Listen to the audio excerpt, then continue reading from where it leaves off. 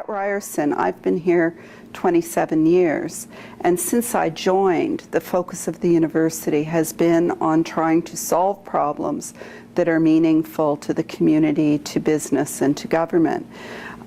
As a result, most of the faculty at Ryerson have experience outside of the university, and that creates a very different environment than what we see at other institutions.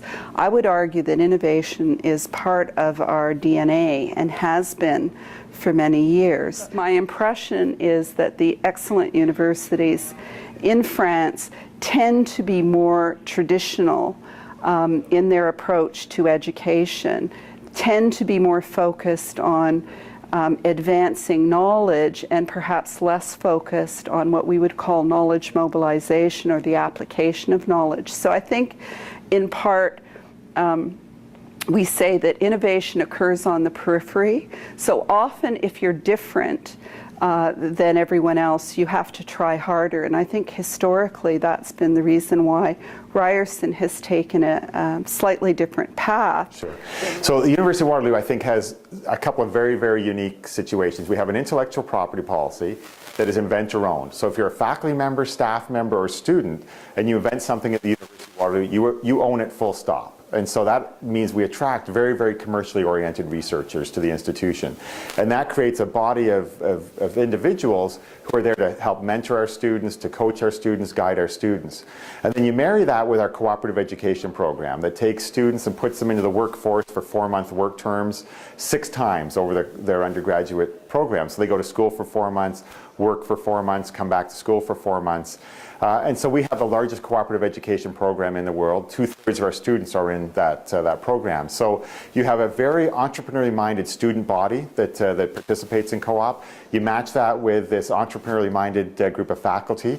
And that's why for 21 of the last 21 years, we've been ranked as the most innovative university in Canada. Simon Fraser University is a university that really prides itself on its research strength, but not only the strength of its research, but the extent to which it takes its research and mobilizes it, uses that research to contribute to society, to create new innovations, to create new businesses. We're very committed to research mobilization.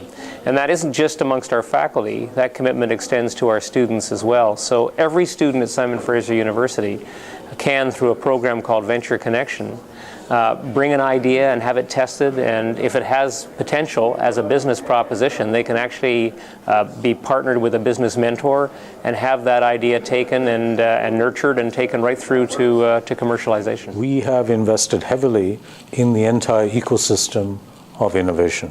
Venture creation, acceleration, support for our ventures, both students and faculty.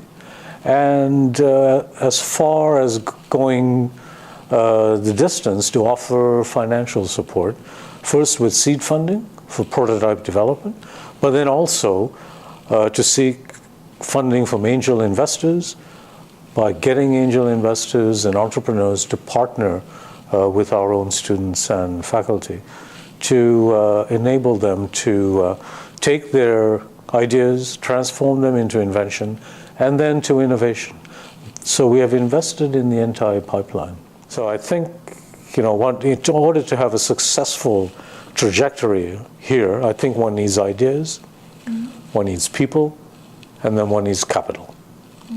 And I think all those have to come in at different points, but if the entire ecosystem is aware at the outset, then it's more likely to result in innovation and possibly even commercialization. I think UBC is certainly one of the leading universities in technology transfer. The other one that claims a leadership position with reasonable validity would be University of Waterloo.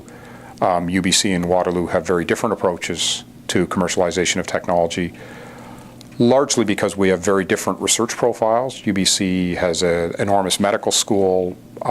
Half of our research funding is for medical research, most of that at the hospitals. University of Waterloo is a giant engineering school and does no medical research to speak of.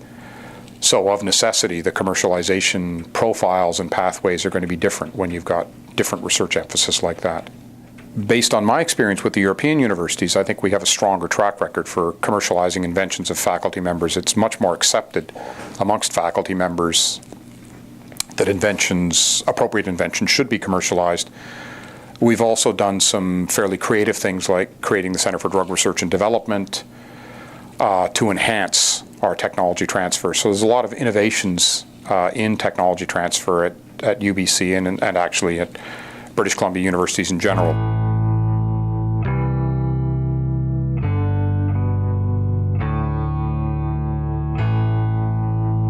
Il y a des liens qui sont très étroits entre les universités canadiennes et les universités françaises et c'est une façon de solidifier ces liens de façon à favoriser les échanges étudiants d'abord, mais aussi les échanges entre professeurs et on espère que ceci pourra raffermir cette collaboration qui existe déjà depuis quelques années.